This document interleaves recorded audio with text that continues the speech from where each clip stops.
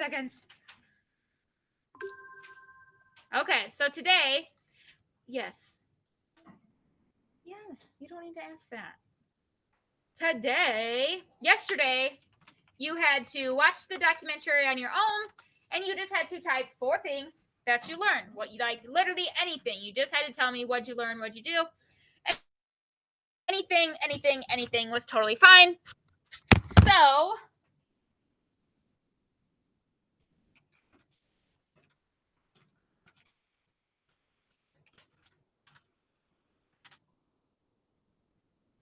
that is what you had to do yesterday. And hopefully, I think almost everyone did that. If you didn't do it, it's late. You need to do it ASAP. So today we're going to watch the video together, and we're going to stop and talk about things as we go. So we're going to watch a little bit, stop and talk, watch a little bit, stop and talk, watch a little bit, stop and talk, etc., etc. So that's what we're going to do today. We're really going to dive in to this lovely video. Also, I don't know why you guys aren't finding the link today. It's literally in the same place as always. We're definitely missing some peeps. But the show must go on. So, remember, can anyone tell me what the video was called? It's actually a documentary. Anyone? Olivia? Homesteading. Not just homestead, homesteading. And remember, a homestead was the big old chunk of land people got in the 1800s for free or for a really reduced price. So this whole video is how people went west and became homesteaders, okay? They got their land, they went on. So let me share my screen, and we will... Remember, this was a documentary, which means, is it fiction or nonfiction, everyone? Everyone? Nonfiction. It is giving us real life facts, events, and there's a narrator in this story, but there's also 2 other things that happen in this story. What were some of the other things that happened in this documentary? Bryden?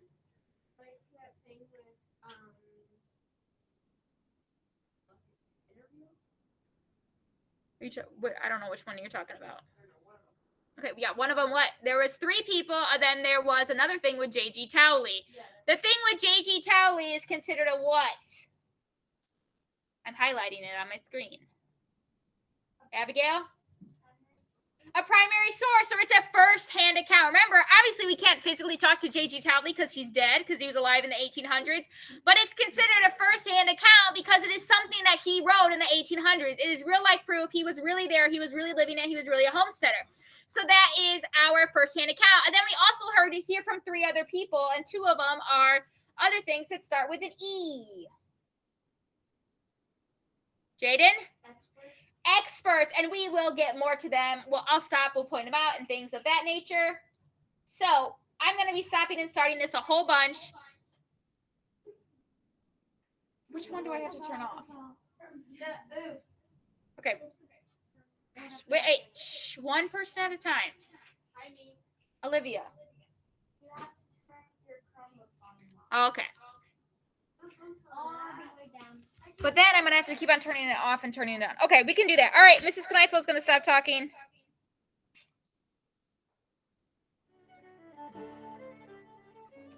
It was called the Great American Desert, a wasteland, a barrier to be crossed on the way to the Pacific coast. The flat, treeless prairie was some of the most fertile land on the continent, yet to early explorers accustomed to thickly forested landscapes, the land looked worthless. To others, the vast prairies of the Midwest offered a chance to achieve the working-class dream of land ownership and economic independence.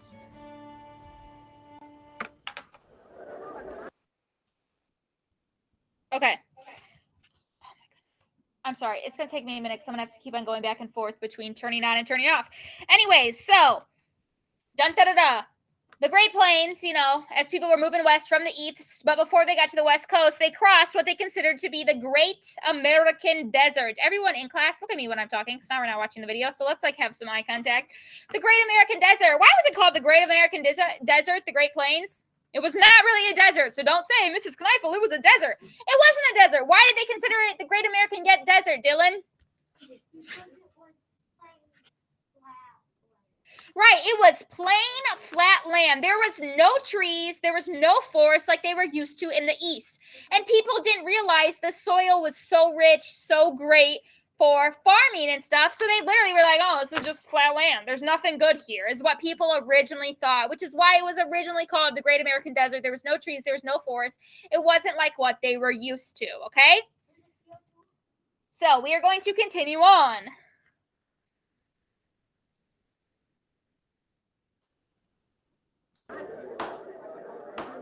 Be it enacted by the Senate and the House of Representatives of the United States of America in Congress assembled, that any person who is the head of a family or who has arrived at the age of... At the height of the Civil War, passage of the Homestead Act brought an end to decades of bitter controversy over federal land policy.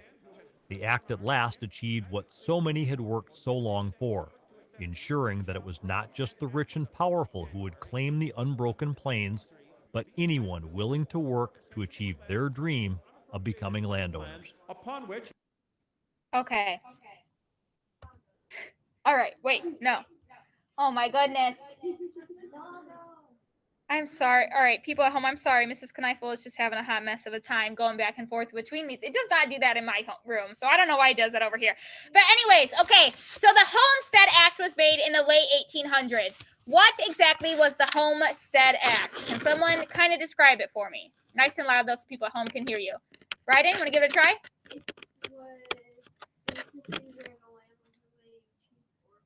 Right. It was this act that was passed, which is kind of like a law. The government says, hey, if you go west, you're going to get this amount of land for this price. Or also some people, sometimes they also just had to go there and live there for a certain amount of time, and then it would be theirs. And by having this act, it meant that regular, average people could get the land. It was no longer just the rich and powerful, which is exactly what this picture back here is showing us. No, I want it to be paused. I'm showing you a picture, dude. You need to take a chill, okay? Mr. Landon, not loving your sass right now. So anyways, this picture that I'm showing you now, these people or this picture is showing us, these are average Americans, just like what I would consider all of us. We are all, none of us are rich and powerful unless you guys are hiding something from me. But all of us are just average people. So we would be the type of people that, oh snap, we would be the type of people that would now be able to go west and to get this land. So the Land Act just helps the average, middle class, regular people who wanted to be able to have economic freedom and have their own land. By having their own land, obviously that's prideful, but the economic freedom comes from they'd be able to farm and they would be able to, make their own money off of their crops and stuff like that. So that would be their economic freedom. They'd actually own something. So lots of people had this dream, and the Homestead Act helped make it happen, okay? Willing to work to achieve their dream of becoming landowners. Upon which said person may have filed a preemption claim.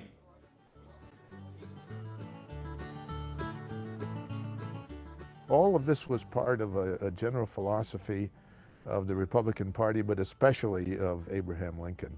Is there a reason which you're has been talking? called the right to rise, the free labor ideology, a dynamic kind of democratic capitalism, and the opportunity for farmers to take up 160 acres of land and to develop that land very much fit in with this philosophy, which was at the core, I think, of Lincoln's ideology. Give everybody an opportunity, and then if they work hard, they'll get ahead and they'll develop America.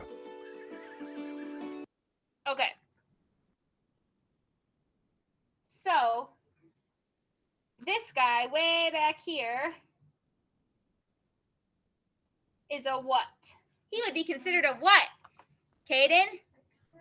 He would be considered an expert. So, it actually says it's kind of light. It says Dr. James McPherson, historian, Princeton University, professor of something. So he is a historian, which means he studies history. So he is an expert on this, meaning he studied this time period, and what he's saying, we can believe he studied it. He would be an expert. Not an expert like Mrs. Kneifel, because I only know what I've read, but he is a legitimate expert. He's actually a professor at a university. So here he's just explaining more about what it meant for people to be able to have that land and have that economic freedom.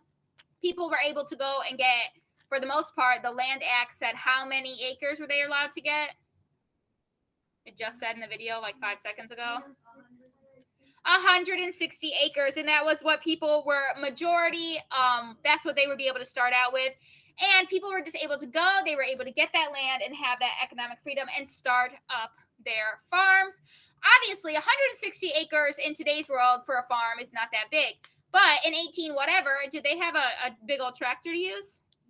No, of course not. So 160 acres with just your oxen and just your horses was plenty, and it was enough to sustain your family and probably to make some money as well. So that was plenty back then. Now we are going to listen to a little bit about J.G. Towley, and J.G. Towley, remember, is all about who your writing prompt is from. So this part is very important to listen to.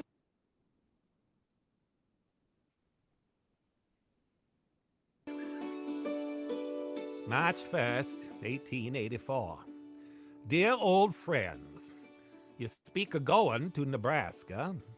Let me say to you that Nebraska is a nice country, but the government lands are about all taken there.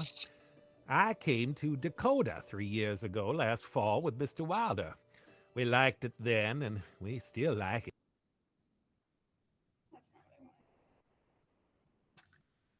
Okay, so yeah, it's not a country. They're talking about like the country of the thing. Nebraska is clearly not actually a country. So, anyways, if you didn't catch this little part, he was saying, oh, I traveled to Nebraska, which was nice, but all the government land was taken, meaning all the land that was underneath the Homestead Act was basically used up. There wasn't anywhere for him to go. So his original plan was to go to Nebraska. That didn't work. So where did he end up? Mia. The Dakota Territory. That is where he ended up, okay? In the Dakota Territory. And he traveled with Mr. Wilder. So a question you may want to put in your writing prompt is, J.G. Towley, when you left the East, where did you plan to go? Question. Maybe J.G. Towley would say back, I planned to go to Nebraska, but the government lands were all taken, so I ended up in the Dakota Territory. Wow, that's a question you could use if you so choose to. All right, we're going to continue on with Mr. J.G. Towley. I could start from my very door and mow a straight 100 miles if I choose. The same with breaking no stumps, no roots, but very few stones to interfere in any way. The soil's good, and it makes a fella feel good to get good crops. Homestead.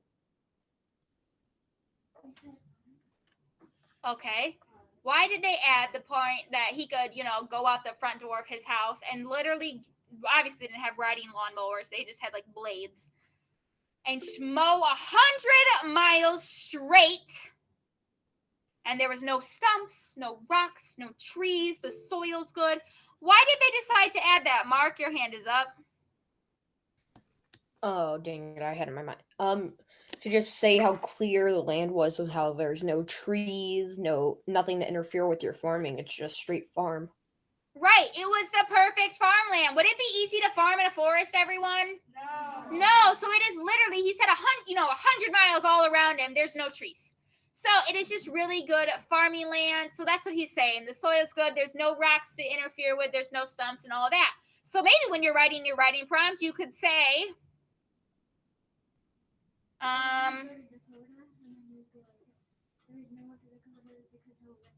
no, he went to Dakotas because there was no room in Nebraska. That's why he went to the Dakota Territory. But then you could ask him, what is the land like in the Dakota Territory?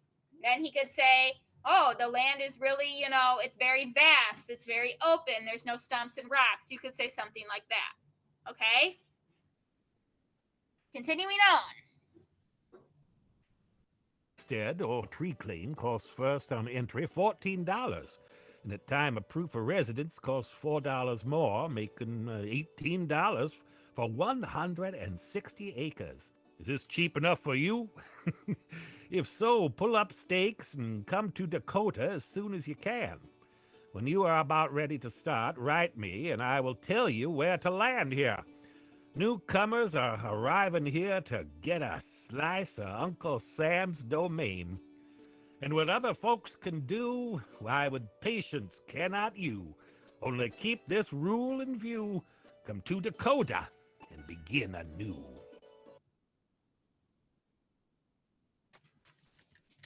What does he mean when he says, come to Dakota to begin anew?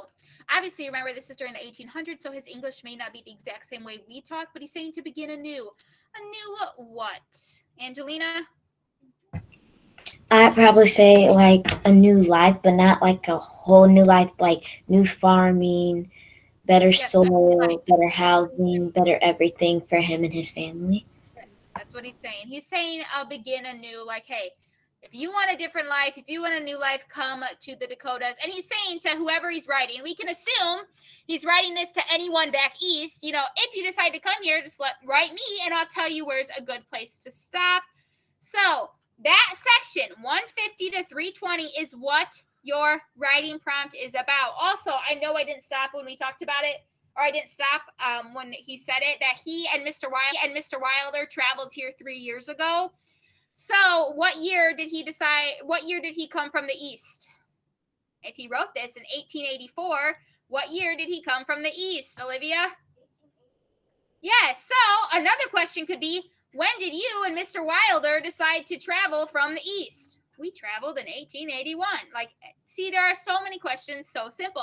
And you do not have to quote directly from the story. You can paraphrase. You don't have to say, I could mow 100 miles straight. You could say, the land was open, the land was vast, things of that nature, okay? But you're pretending like you are having a conversation with J.G. Towley. Mia.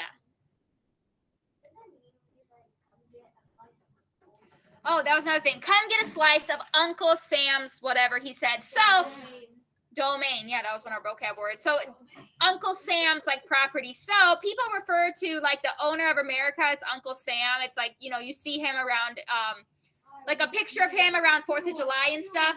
So, they're saying this is America's land owned by Uncle Sam, is what people would refer to it as, but really owned by the United States or owned by whoever right now. And they're saying, hey, come get a piece while it is here.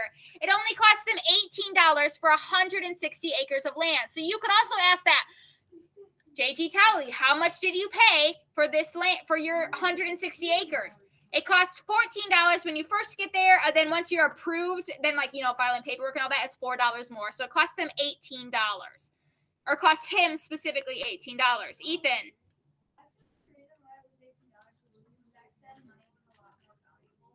Well, it was just that people had less money. But also, remember, they were giving it away for cheap. That is one of the reasons people went west, because land was cheap or free. But J.G. Towley's case, it cost him it cost him $18 for 160 acres. Olivia.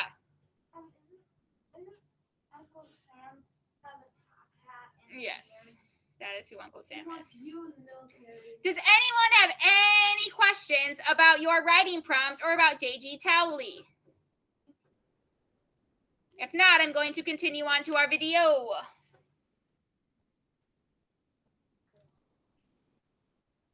J.G. Towley. The primary reason people came out to the Great Plains was because of land. The Land Acts during the 1800s provided free land or greatly reduced cost land to the people who came out. And at the time, the United States and the world was an agrarian society. And so land ownership meant economic enhancement, it meant power, it meant a future for your family. So the vast majority of people came out to seize on the opportunities that free land presented to them. So that guy would have been another expert. He is an author, so once again, he researched the information. He is another expert, and he was telling us once again the reason people went west was to get what? Land. It was for, if you had that land, you saw a future for your family, etc., etc. It was good to have that land. It meant that you were going to, you know, be more successful if you were able to have that land. So people went west mainly for the land.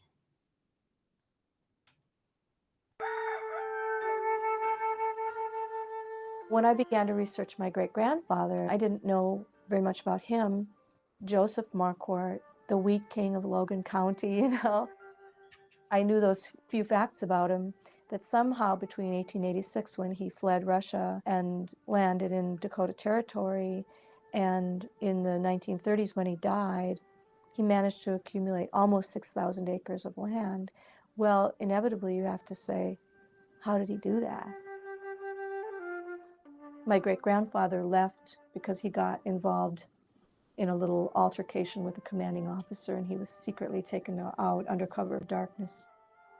When they came to the Dakota Territory and got oxen carts and then made their way north to this completely unbroken landscape.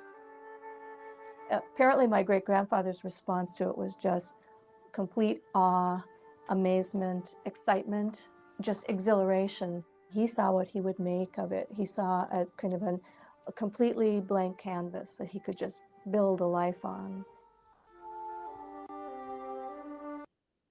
All right, so there.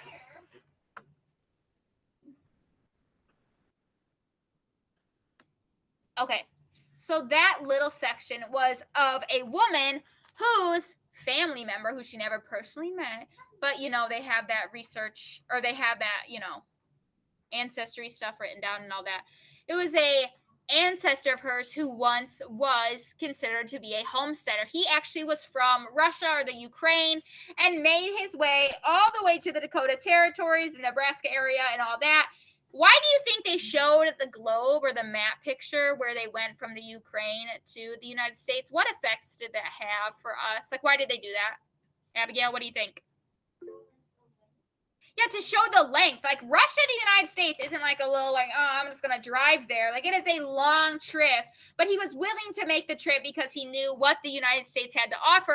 And by the time he died, he had acquired over 6,000 acres of land. So just because you started off with 160 acres for the $18 doesn't mean you had to stop there. People were willing to, you know, maybe pay more to get more, or get it from other people, pay them up. So some people ended up with made more than just that 160 acres. And that is what that lady was there to tell us. What questions do we currently have? Mia? So when they're talking about how good land is and stuff, like, were people moving to Nebraska and Dakota? People were moving everywhere to the Midwest, anywhere from the, like, the Louisiana Purchase that we talked about like the week before, where they were giving that free land or cheap land away, people were willing to go to. Just coincidentally, in this documentary, we were talking about the Nebraska and Dakota areas, okay? But anywhere they were getting free land and stuff is a lot where they were going. And specifically in the Nebraska areas and the Dakota areas were good for farming. They had that good, rich soil where there was just nothing to get in their way or anything like that. Okay? Anyone have any questions about your writing prompt while we're thinking about it? Going once, going twice? All right, we're going to walk through our 5-question assessment. Do not get on it yet. We're just going to walk through it, talk about it. We have answered every single one of these questions basically together today. Angelina, what's up?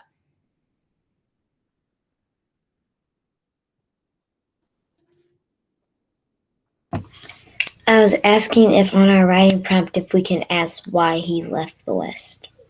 He didn't. I mean the East. Yeah, you would just have to make that up. I mean, no, you wouldn't have to make that up. You know, why did you decide to travel west, J.G. Towley? You know, I decided to travel west because I wanted a slice of the free land, you know, or I wanted that cheap land. I wanted a better life. So, yes, that could be a question you could ask. Remember, it's also really important that you build off of your questions. That means your questions need to be in logical order. Don't ask him, are you happy in the Dakota Territory, as your first question. That should be like your ending question. Your first question should be like, when did you go? Or why did you decide? Or where did you end up? How did you travel there? Okay? Just like I'm not going to ask you guys what you had for dinner before I asked what you had for breakfast. Okay? You want things to be in logical order. So even if you write your questions down and then you read them and think, oh, these orders are silly, you can switch the order of your questions. Okay? And make sure you have that intro and make sure you have that conclusion, okay? Remember, this writing prompt is not due till the 5th. I know a few people have actually already turned it in, and I'm a little bit nervous because you guys did it so fast. So make sure you take your time. If you have a question you're concerned about, I will look at it if you want me to. You know, I can look at the question and give you some feedback. Have your parents look over it. We should not be having spelling errors or anything like that, okay? So let's go over these 5 questions. The first question is, Why were the Great Plains once called the Great American Desert? That is one of the first questions we answered together today. Settlers discovered that the warm weather throughout the year, we didn't talk about the weather, so don't choose that one. Number 2, settlers found that the land produced fewer crops than they needed. Early explorers thought the land was useless because there were no trees, or early explorers noticed the area received a limited amount of rainfall each year. We did not talk about the weather, and we did not talk about the rainfall. Do not pick 1, do not pick 4. Okay? Look, Mrs. Kneifel's helping you out. Next one. Which sentence best summarizes the results of the Homestead Act? So once again, the Homestead Act is what President Abraham Lincoln passed so everyone had the opportunity to get land, not just the rich, not just the powerful. So is it to encourage people to get married and start families? No, we didn't talk about married and starting families. It allowed people to move to the Midwest and the Pacific Coast. It encouraged people to visit the United States and considered staying. It allowed people to earn a living and help develop the young country.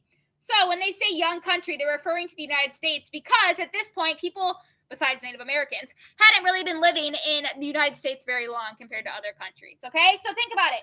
What was the point of the Homestead Act? Number 3. The video included a picture at a large crowd at a train station. What idea does this picture help explain? FYI, we talked about this. Connor, I'm going to need you to put your mask on. This is like the 3rd time I've seen it off. Please put it on. Please put it on. Thank you.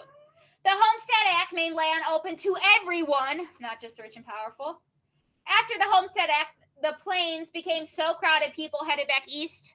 Guess what? The plains still aren't that crowded today, so do not pick 2. The plains are perfectly fine and empty. The Homestead Act was supported by Abraham Lincoln. So many people wanted to thank him. Before the Homestead Act, people were so unhappy with how Congress planned to use the land. First off, we never talked about Congress and how they were going to use the land. And it has nothing to do with how crowded it was because it never was that crowded. So it is either 1 or it is 3. What is the primary reason people moved to the Great Plains? Just to let you know, if anyone gets this wrong, I might be furious. To teach people how to become homesteaders. To get land free or greatly reduce cost. Or to escape the boredom of the city. Who said the city's boring? It can't be boring. There's people everywhere. Or to start a new business. And lastly, number 5. The video shows a globe that points out the Ukraine, which is like Russia, and North Dakota. How does this picture add to viewers' understanding of Joseph Marquardt? It shows why he moved to the United States. It shows how far he traveled to start a new life. It shows his excitement he felt about his journey. Okay, showing us a globe does not show us your excitement. So don't pick 3. And then 4, it shows what farming was like in Russia at the time. So, Russia and Ukraine, they're like similar, okay? So what questions do we currently have, my friends? Anyone? Questions? If you do not have a question, hold on. Stop moving people in here. Because when you guys start moving, I get distracted. It makes me crazy. So, if you do not have a question, you guys are free to take your quiz. Do your personal best. If you have a question, be sure to ask. Those of you in here, when you are done with your quiz, you're going to pick up your computer and then come show me your score. Those of you at home, I will look up the score myself. If you have extra time after reading is done, please work on your writing prompt or read for AR. My homeroom class, we have language arts around 10:05, 10:10, which is pretty sure the same time as social studies. So my homeroom kids, you're going to have to pick one or the other to go to. Either one is fine and just watch the recording. But you guys may start taking your quiz on HMH. Your quiz needs to get done right now. You have 15 minutes at least till your next rotation. So get it done now. Okay? Bye, guys. People in here, when you're done, by the way, feel free to use the video. If you want to watch it again, plug in your headphones. Use it again. You're free to do that. When you're done, show me your score, okay? And then you can work on your writing prompt or AR read.